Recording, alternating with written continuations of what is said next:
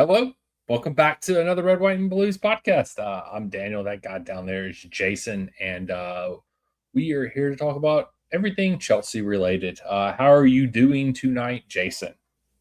I am good. I'm ready to get up at 4:45 in the morning to watch our friendly against one of something Sydney. And you're gonna watch it with me, and we're gonna live stream it. I just wanted to announce that right now. Me and Daniel are live streaming at 4:45. If you get up at 4:45 and you were committed to live streaming, I will commit with you to live streaming. Oh my God. Okay, this was a joke. I don't want to commit. I commit to nothing. Okay, we commit to nothing then.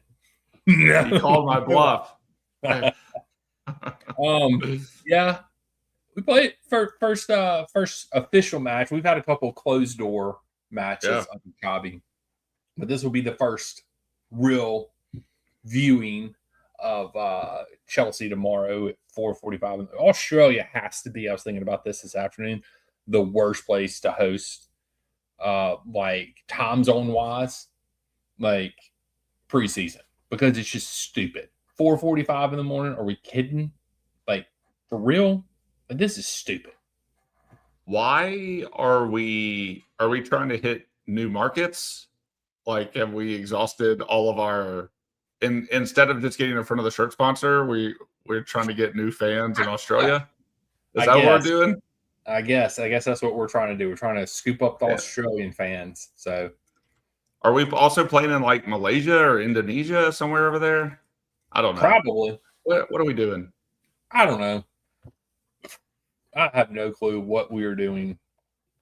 On this one, Chelsea did summer tours over in America, although couldn't have done that this year probably because there's an entire World Cup over here. But yeah, well, no, they're still doing. I think there's still some summer tours in America happening. Okay, so we're just not big enough anymore. We have to go to Australia. Yes. And Asia. Yes. Or not even like, okay, look, I have the list. We're going to Sydney, and then we play Tottenham in Sydney, so that makes sense that it's us versus Tottenham in Australia. Yes. The two worst London clubs from last year. Then we're in Hong Kong, Jakarta, Malaysia, and then we play Real Sociedad at Stamford Bridge on August the 15th. Chubby home debut in the preseason. Yes, in the preseason. And then we play our season opener at Fulham. Can we get a home opener, please? No. Can never give us a home opener, Jason. Never. Yeah. Apparently, this is for the Sydney Super Cup, running from July 28th to the 12th of August. Super Cup. Yeah, I guess it was a tournament, and they invited us. Yeah, or whatever. Sure. They probably paid us more than anybody else paid us. So there's that. Exactly. Because, like you said, Jason, we still have a front of shirt sponsor, so we need some extra income. I mean, we're just that kind of club now. That's who we are, man. That's who we are. But yeah, I mean, I guess we could wake up Saturday and live stream. That match is at 4:45 again against Tottenham. Okay, I am more willing to wake up at 4:45 a.m. on a Saturday than I am before a work day. Yeah, that is true. I mean, yeah, work day. I'm totally down to live stream the Tottenham at 4:45 a.m. I mean, nobody watches our live streams anyway, but nobody will definitely watch that live stream. But, this is our chance to break into the Australian, Malaysian, Hong Kong market. That's true. Hey, that Asian market's a big market. Nobody else is going to be live streaming this. So this is our chance. It could be. It could be our big break that we've been waiting for 4 years now. And Blue Co's been stifling us the whole way because they give us nothing to cheer for. No positivity. We're coming. We're coming for you, Sydney. F Blue Co. That's right. F Blueco. But yeah, we just figured, I mean, like, this probably won't be a long episode because honestly, like, outside of transfer news, there's not a lot to talk about with Chelsea. We'll talk about becoming old FC on Thursday. So join us for that. and we'll give you our transfer thoughts on all the ongoings, incomings at Chelsea that are being rumored right now. That should be fun. But yeah. So I guess, Jason, what are your expectations for preseason this season? Since we have a new manager, we have a couple of new signings. I think only one of them is probably going to play, but got some youngsters out there. So, like, what do we have expectations for this preseason, or what? I expect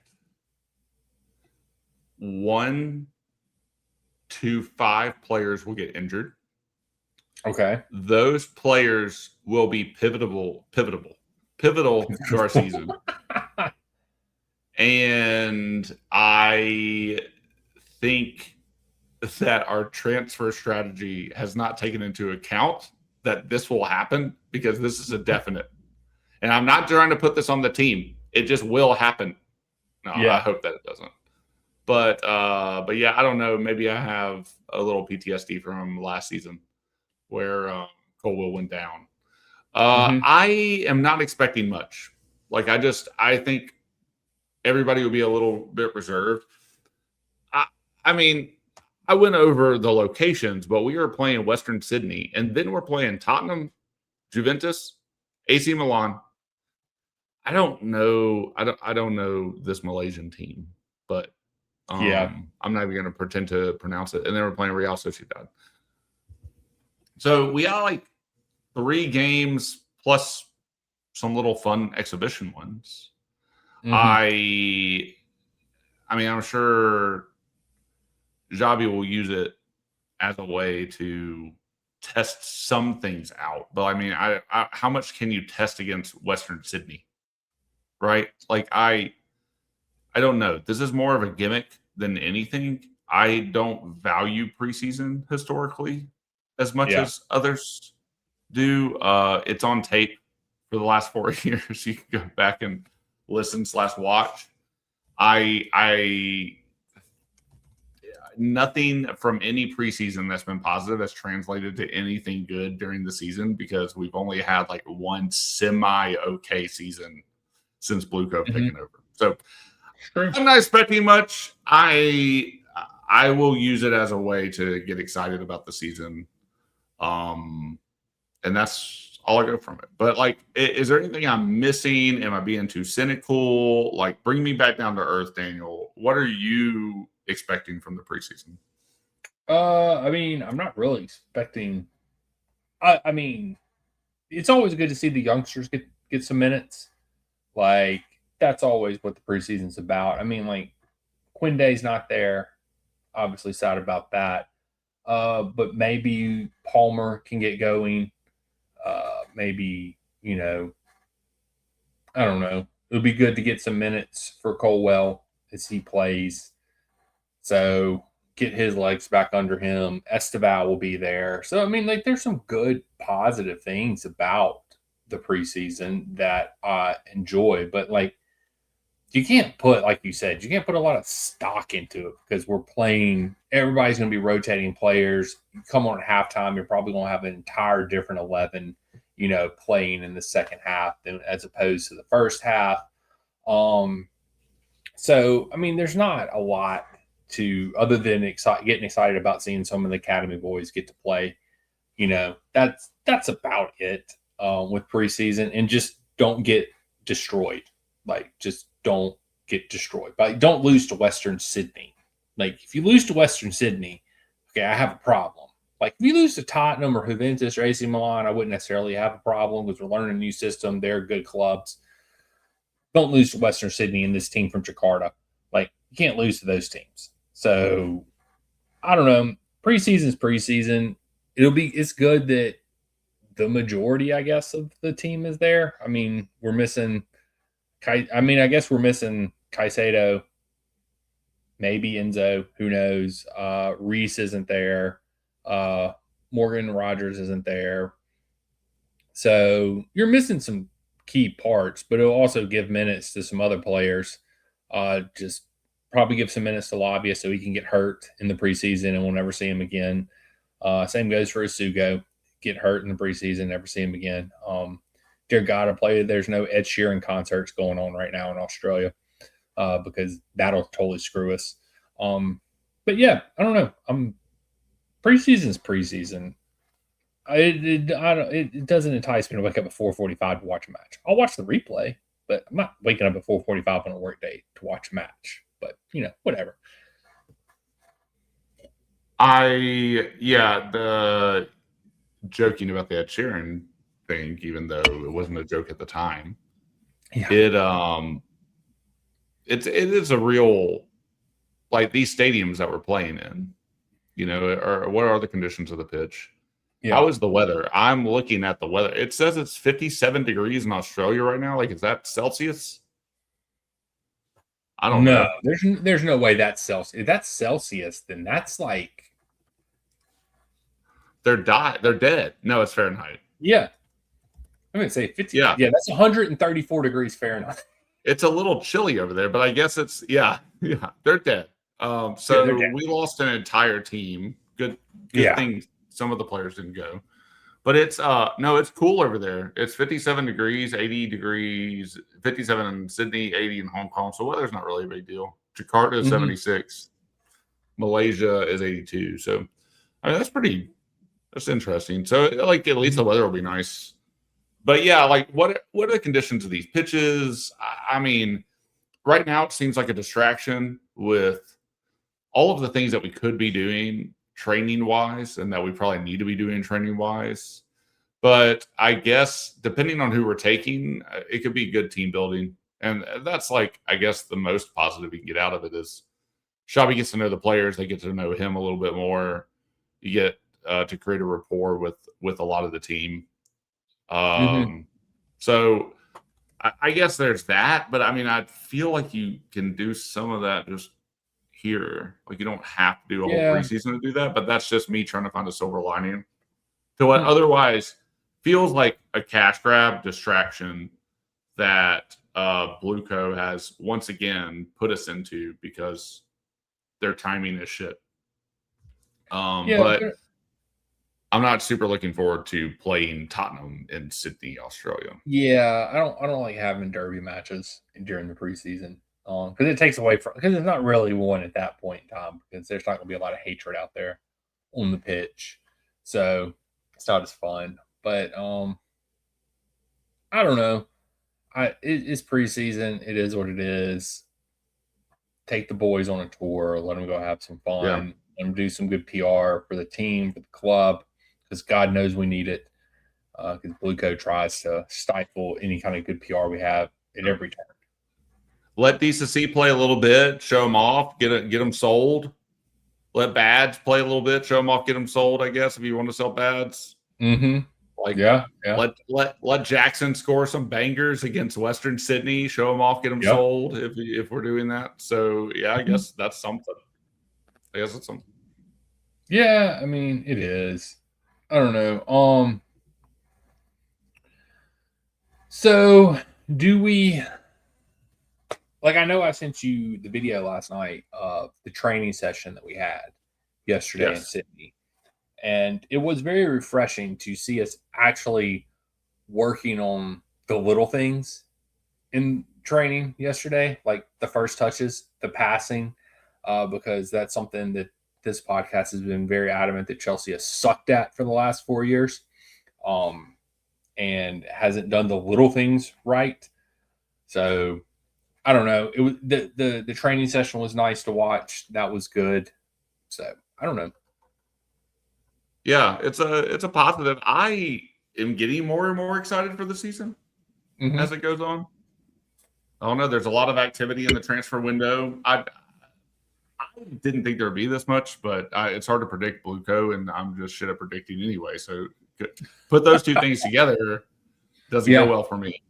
But I think that it is encouraging to see,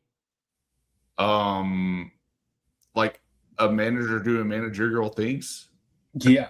Yes. Nice. Actually doing what a manager's supposed to do. That is a change and nice. And I know that we'll probably talk about this more on Thursday, and I know that we're trying to save a lot of the transfer talk, but I mean, hiring a new set piece coach, man, like we can talk about that in of itself.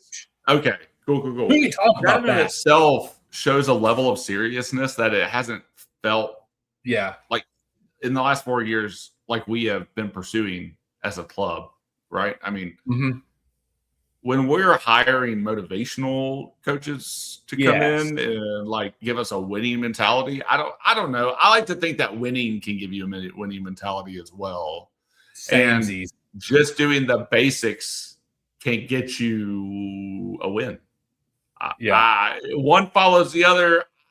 I understand that it's more easier said than done, right? But like at the end of the day, we're supposed to be hiring professionals that are supposed to get this out of the team and are supposed to instill basics and are supposed to instill good play and are supposed to instill all of the things that we love about previous Chelsea clubs, right? Like now, if you're Arsenal, you're going to instill how to be shitty, how to stall a game, how to bait the ref, how to try to break people's ankles and get away with it. Like those are the things that they're reading as they hold pencils with each other and walk around. And it is nice to see that we are not doing that.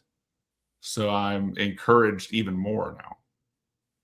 Yeah, for sure. It is nice to see that. I was trying to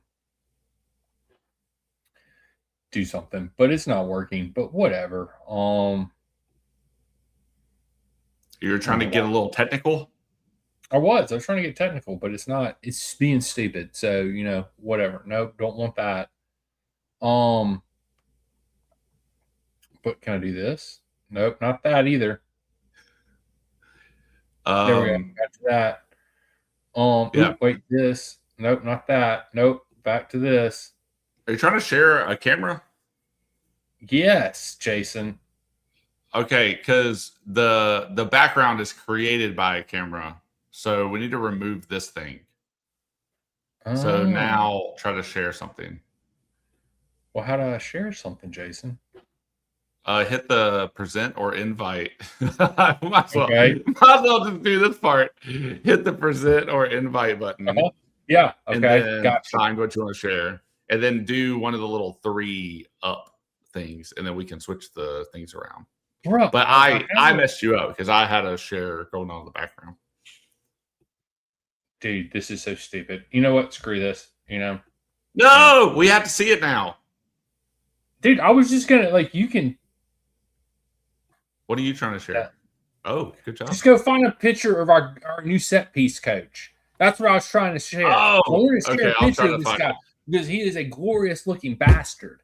This guy is going to bring glory back to Stamford Bridge on set pieces. Like, I'm here for this beautiful man and his hair and his beard to just take over Stamford Bridge every match with his beautiful set pieces. Like, it is going to be something. Here we go. His picture's about to pop up on the screen, and everybody will see what a beautiful, glorious bastard this guy is.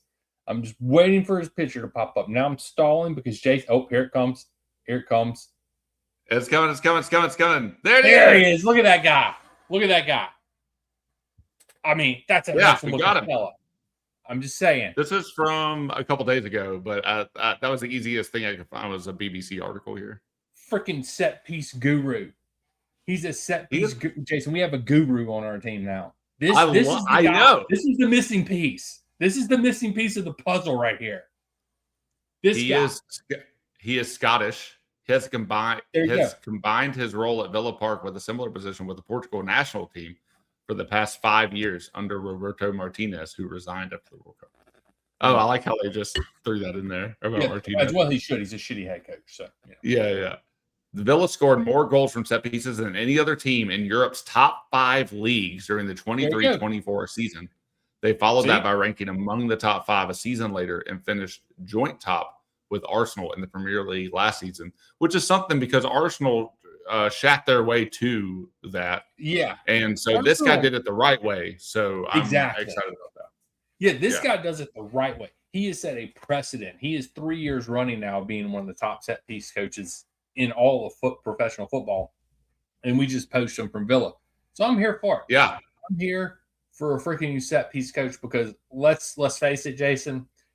If there's one thing we complain about on this podcast a lot, it's definitely about set pieces, whether it be the corners or the free kicks we take. If it's not Reece James taking the free kicks, like it's pretty bad. Like our set pieces have been pretty. I remember we got a new set piece coach a couple years ago, I think, and we got so excited one match. I think it was under Potch, and we took a short corner.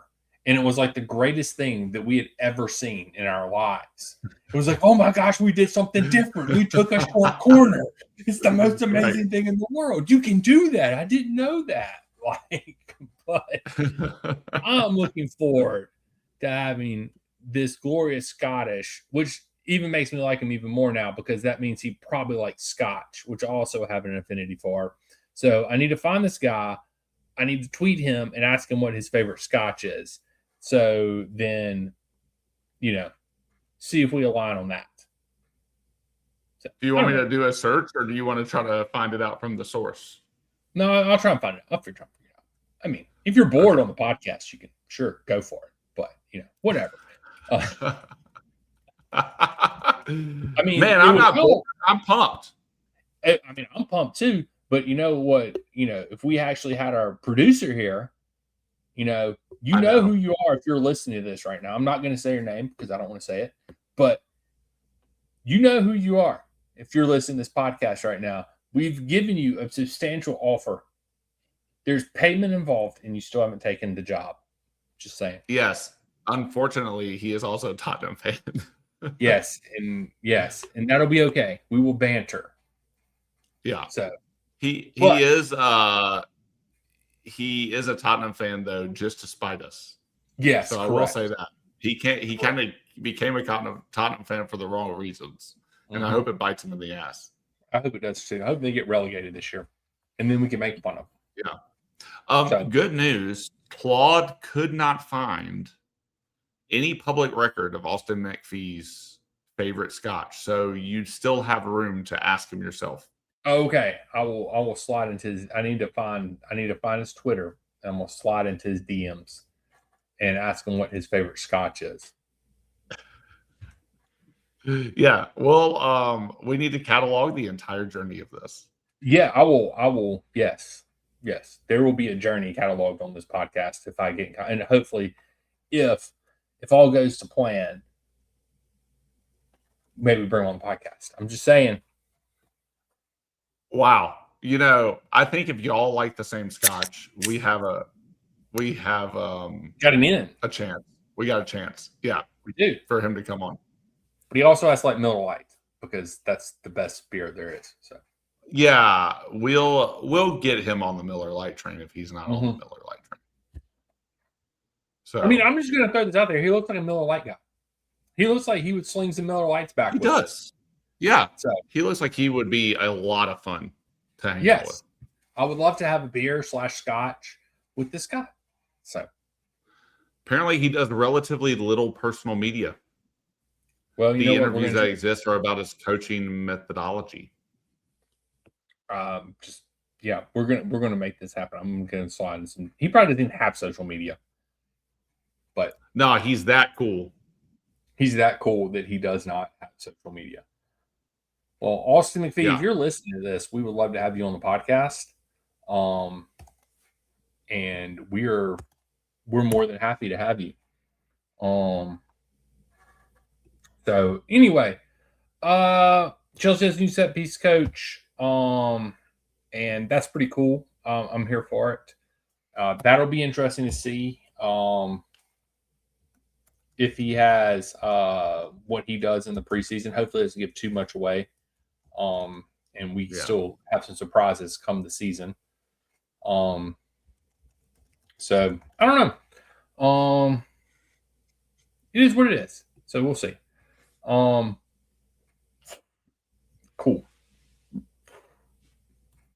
I don't know. Let's see. What else? Is there anything else going on, Jason? In Chelsea world? Outside of transfers, I don't know. I do enjoy the once a week transfer rundown that we do on Thursdays every day, or not every day, every week on Thursdays. We do the transfers. We don't be chasing the rumors. That's right. We let the rumors play out, and then we play them for you on Thursdays, Thursday evenings. I do feel like this is interesting. Well, not interesting, but this sort of deals with transfers was not like a transfer direct rumor, but Xabi Alonso was I don't know if he was quoted as saying it, but essentially he is going to judge the goalkeepers in preseason. And if he deems them not good, then we will go into the goalkeeper market. So this proposes a hypothetical question then, Jason. Should we just want to lose all these matches by a lot of goals so that then therefore we can get a new goalkeeper? I like the way you're thinking about this. Yes, we want to lose because a loss in the preseason, let's be real, doesn't tell you shit about the club. Exactly. Yeah. But it will definitely tell us shit about the goalkeeper. Exactly. It will tell us that they are shit. Exactly. Daniel, I love this idea. We're big braining into the podcast tonight, Jason. We are big braining. Yes. Apparently, he said everything is open, all the positions, when he was asked on if he'd settle on number one. He added that competition within the squad is positive and that he likes it. ESPN reported the same. And that he's not decided on a first choice goalkeeper, with Sanchez having ended last season as number one.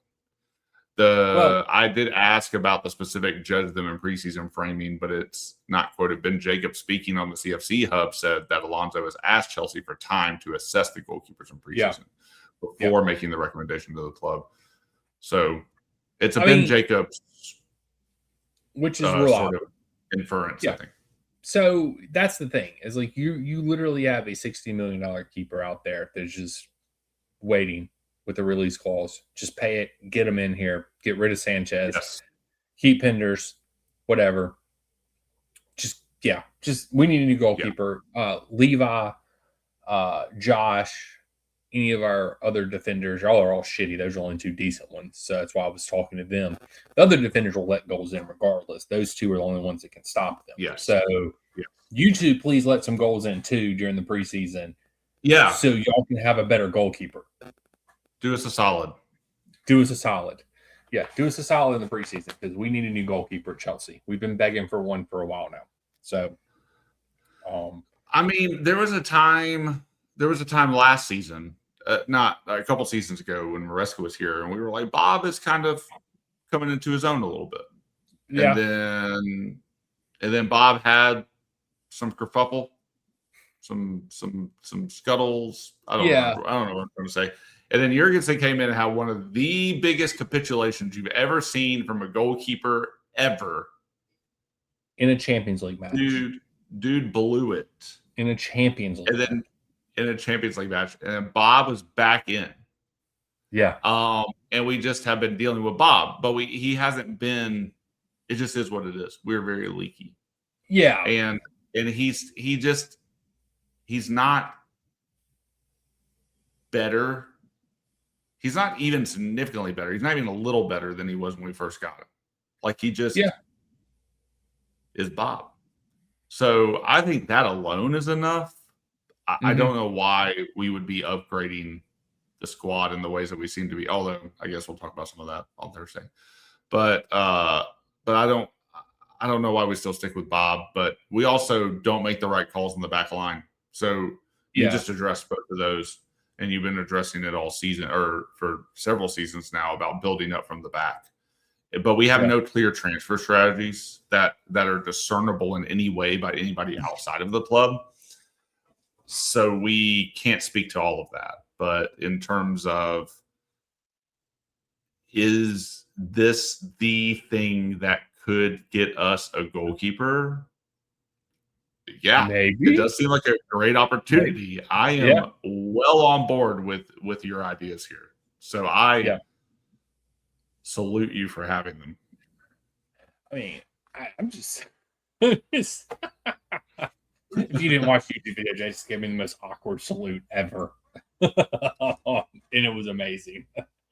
But yeah, I mean, like, just get Leaky in the preseason, and I mean, we can get us a new goalkeeper. I mean, like Bob, it's like you said, he hasn't gotten better. He hasn't gotten that's the problem. Like, the only thing he needs to work on is his distribution and footwork, like passing the ball. Like, he's a good shot. The only thing he needs to work on. The only thing, because he's a great shot stopper. I'll always stand by that he's a fantastic shot stopper. And if you just ask him to save goals, he's a hell of a goalkeeper. But every manager has asked him to do something that he is incapable of, playing the ball with his feet and distributing the ball. Because he can't do either one of those things. Every now and then he gets lucky distributing the ball. He'll get lucky every now and then. 90% of the time, it's pretty shit. Same thing with playing with his feet. So I don't know. It'd be nice to have a new goalkeeper and not have to worry. Like, I'm tired of having to worry about the ball every time it goes to Bob in the back. Like, I'm just tired of having to worry about it, like playing out from the back. It's just annoying. It's frustrating. My heart can't take it anymore. It's stupid. So, he last season 9 clean sheets, 47 goals conceded, 0 of 2 saved penalties, 7.07 thought mob rating, played 35 matches, 3 yellow cards, 1 red card. Now the red card was but see, here's the thing also with Bob, though. The defense in front of him has been shit.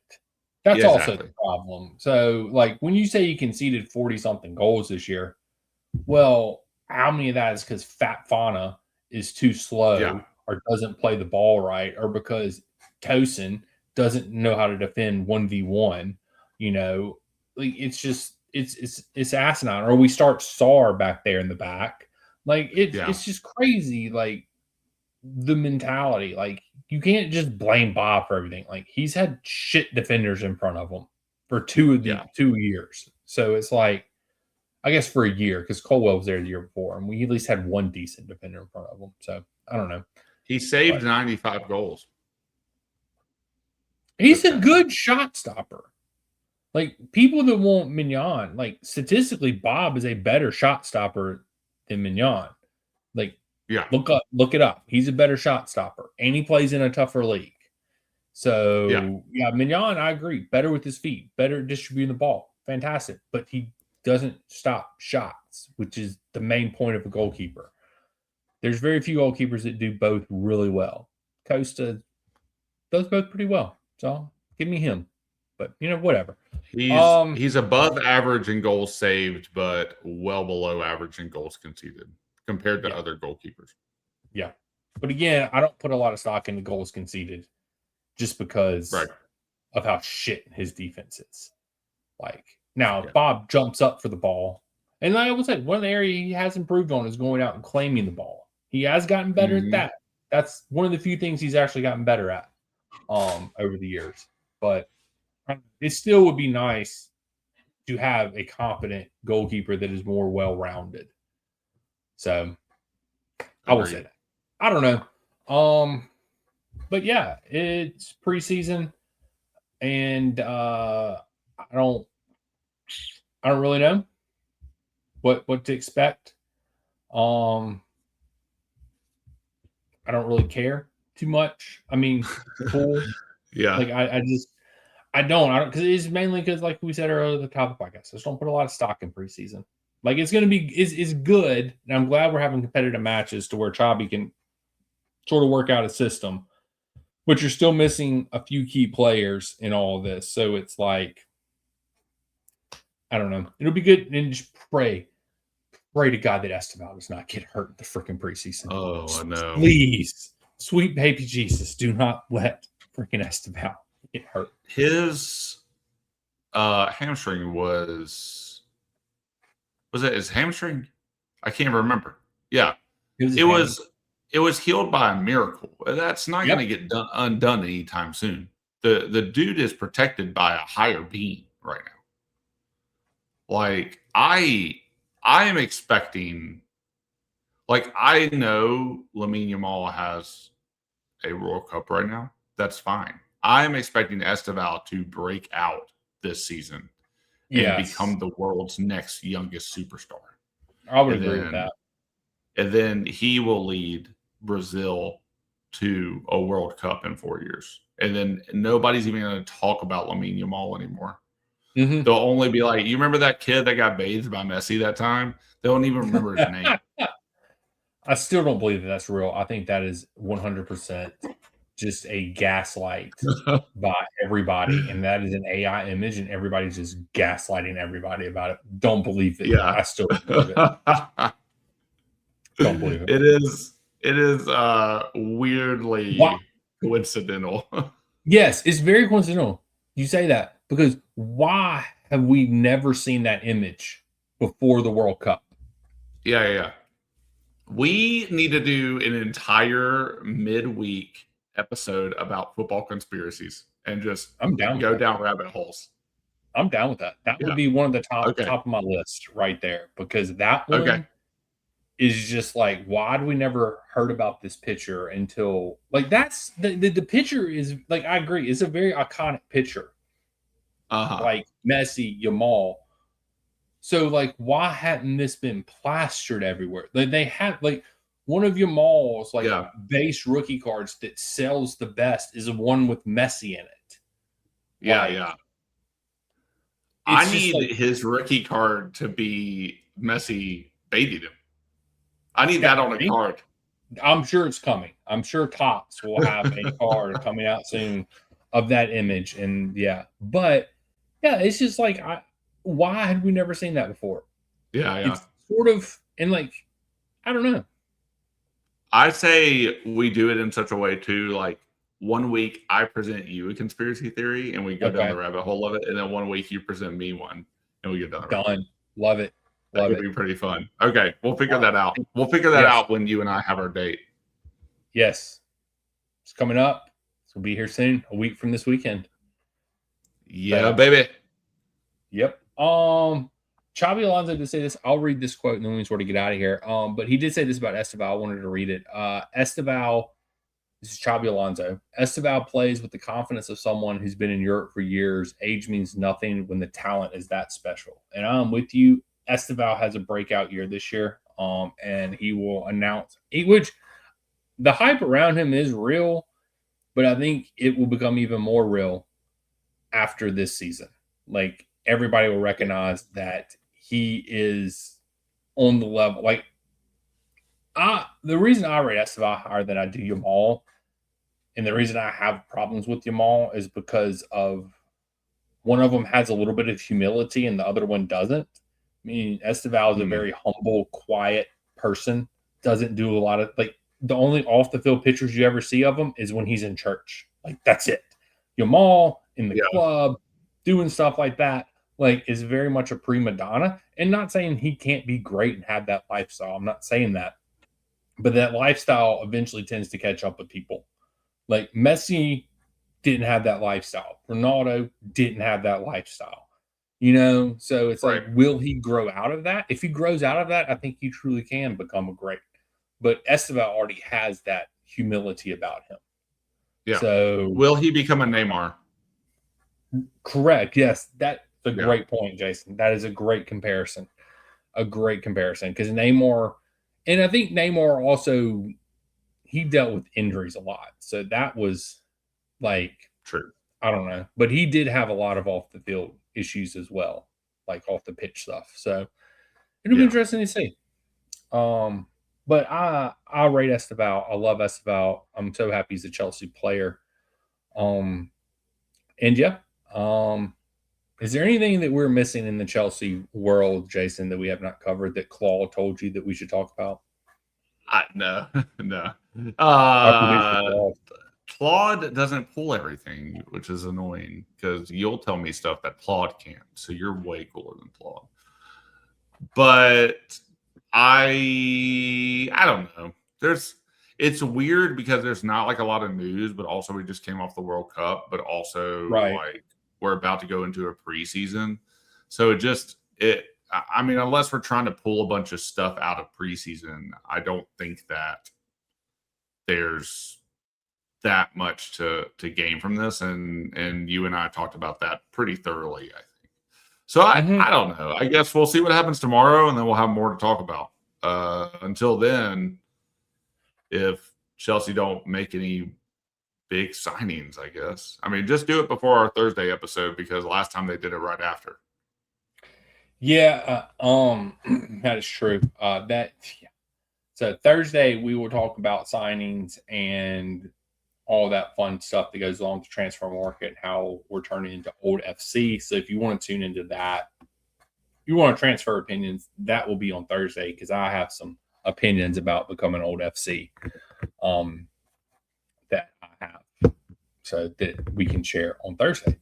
But I guess that's it. So I guess Jason, tell these people where they can find us. X, Instagram, Substack. Daniel and I will be meeting soon to talk about our next season activities. So if you want to get some of the early jump on that, go ahead and like or follow us now. So and be ready, because we got things coming. So at Red White Blues FC on all the things.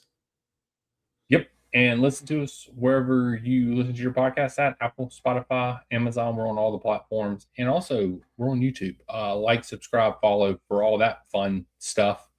And get us, listen to us on there, or watch us, I guess, on YouTube. So get in the comments.